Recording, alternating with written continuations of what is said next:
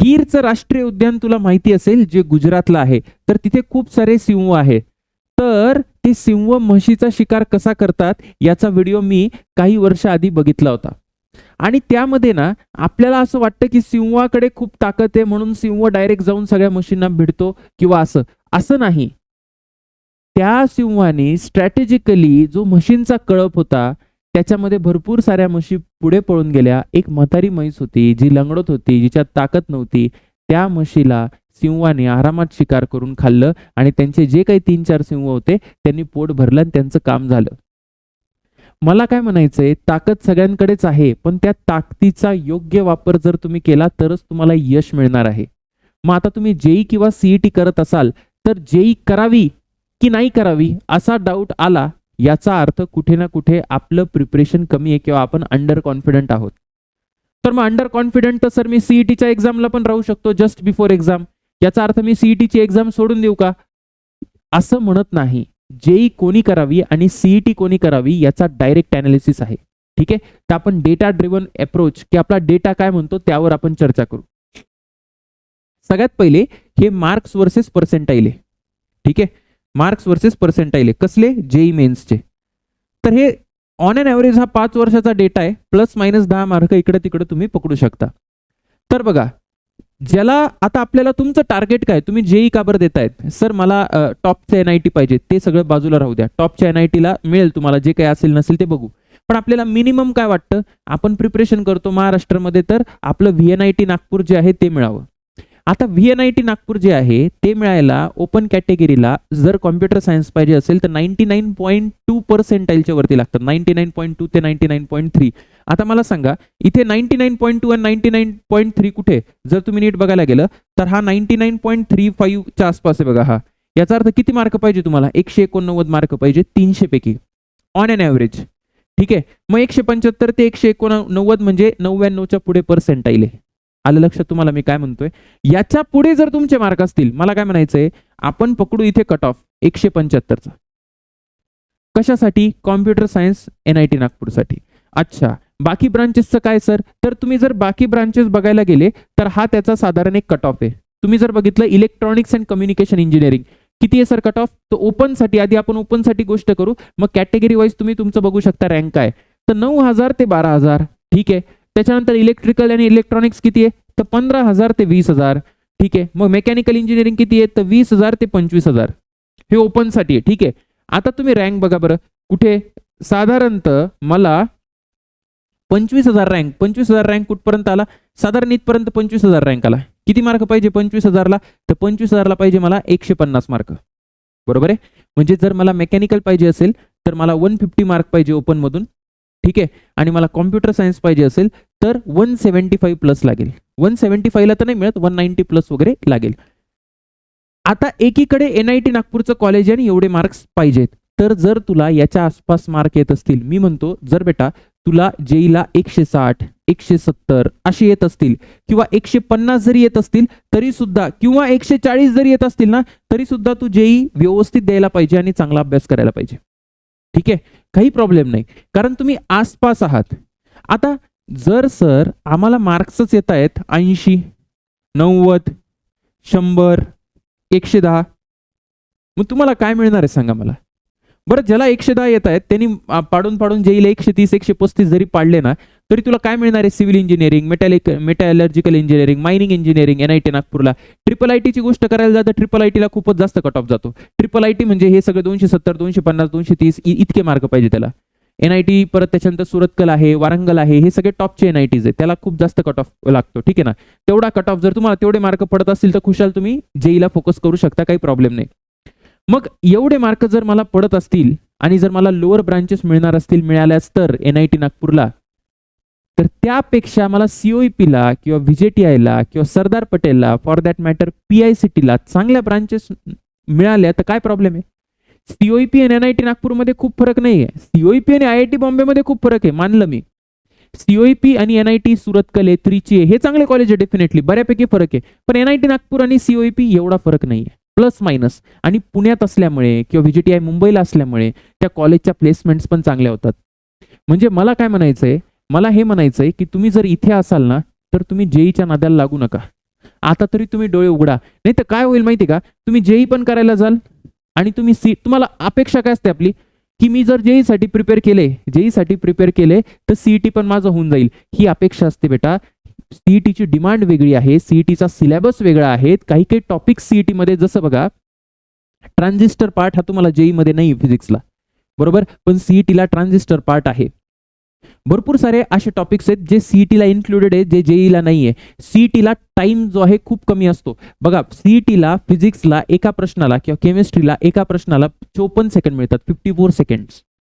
ठीक आहे. आणि जर तुम्ही बघायला गेलं तर 45 मिनिटात तुम्हाला पेपर, म्हणजे जो फिजिक्सचा पेपर आहे तो कंप्लीट करायचा आहे. 45 मिनिटात तुम्हाला केमिस्ट्रीचा पेपर कंप्लीट करायचा आहे.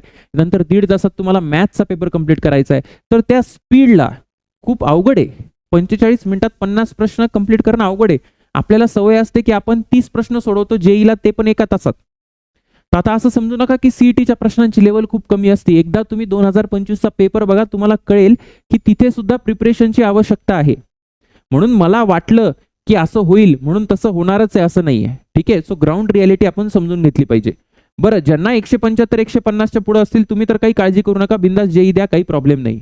मी असं मुळातच म्हणत नाहीये की तुम्ही सीईटी करा आणि जेई करू नका. जेई नक्की करावी. जेईचे चांगले कॉलेजेस असतात, डेफिनेटली महाराष्ट्राच्या कॉलेजेसपेक्षा triple IT, NIT Surathkal, NIT Trichy चांगलं आहे, नो डाऊट. पण प्रॉब्लेम असा आहे की आपल्याला ते मिळतंय का नाही. चांगल्या तर 1000 गोष्टी आहेत, पण आपल्यासाठी काय चांगलं आहे ते आपण बघितलं पाहिजे. सो हे झालं. त्याच्यानंतर मी तुम्हाला सांगितलं की व्हाय नॉट जेई, त्याचे कारण तुम्हाला सांगितले. सगळ्यात पहिलं कारण असं आहे ना की तुमच्याकडे टाइम नाहीये.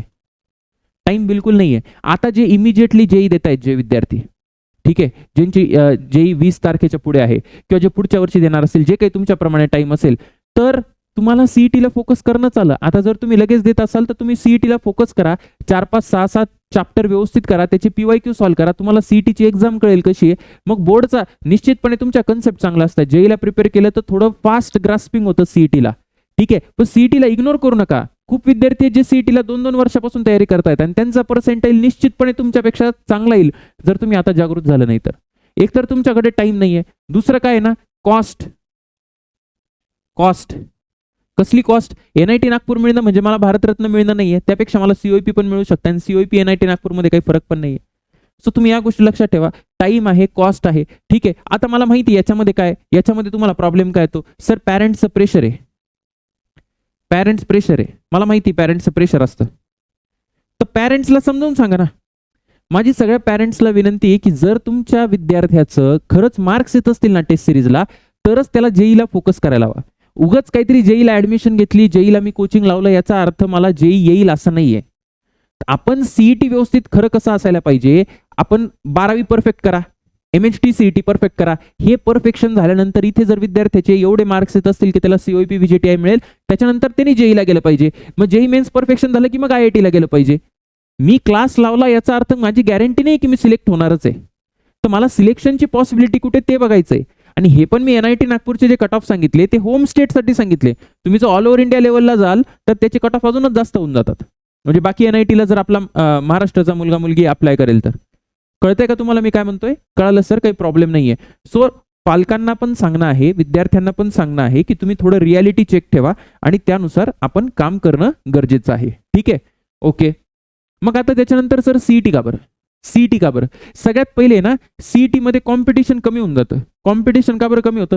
कॉम्पिटिशन यासाठी कमी होतं कारण की आता तुम्ही भारतावरून कुठे आलात? महाराष्ट्रात आलं लक्षात.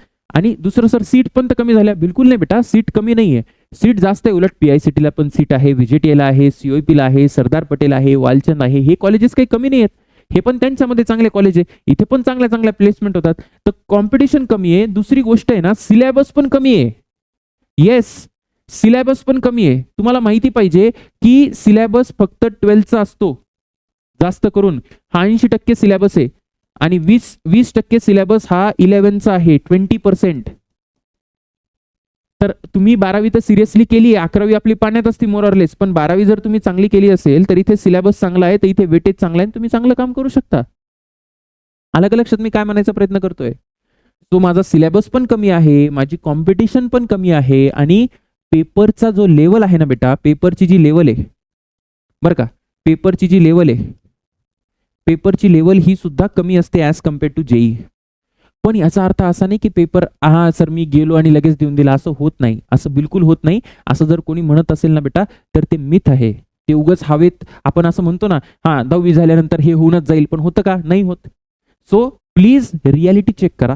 आणि जर तुमची तयारी असेल सीईटी साठी प्रिपेअर करायची, तर चालू करा सीईटीला. तुम्ही प्लेलिस्टमध्ये जाऊन MHT CETच्या व्हिडिओ बघू शकता की आता कुठले कुठले टॉपिक्स फिजिक्सचे तुम्ही बिफोर बोर्ड्स करायला पाहिजे, किंवा फिजिक्सची आपली PYQ सिरीज आहे ते बघा. मॅथ्सला फोकस करा. मॅथ्स हा खूप हाय वेटेज टॉपिक आहे, ठीक आहे ना, सीईटी साठी, कारण तिथे 100 मार्क कॉन्सन्ट्रेटेड आहे. केमिस्ट्री पण व्यवस्थित करा. एक स्ट्रॅटेजीनी चला, काही हरकत नाही. आपल्याला शेवटी कॉलेज मिळणं महत्वाचं आहे. हे महत्वाचं नाहीये की मी आज सीईटी करू का उद्या जेई करू का काय, का माझ्या पालकांना काय वाटतं किंवा काय. कोणाला काही वाटून हरकत नाही. आता जी सिच्युएशन आहे ती आहे. आता जे सत्य आहे ते सत्य आहे. आता कसं करायचं ते करा. आणि निश्चितपणे जर तुम्हाला कॉन्फिडन्स असेल की तुम्ही जेई करू शकता, तर डेफिनेटली तुम्ही जेईला जा, काही प्रॉब्लेम नाही. तर भावनांना बाजूला ठेवून जी रियालिटी आहे बघा, एक रियालिटी असते जी 4-5 महिन्यानंतर कळते आपल्याला डायरेक्ट ऍडमिशनच्या वेळेस, की अरे आपण तर जेईच्या क्लासची आपण फी भरली होती आणि ऍडमिशन होताना तर आपल्याला साधं प्रायव्हेट कॉलेज पण मिळालं नाही चांगलं. मग ते करण्यापेक्षा आत्ताच थोडे डोळे उघडा, शांततेत पालकांना विश्वासात घ्या. तुमचे काही डाऊट्स असेल तर कमेंटमध्ये मेन्शन करा. डेफिनेटली मी रिप्लाय करेल. टेन्शन घेऊ नका. All the best.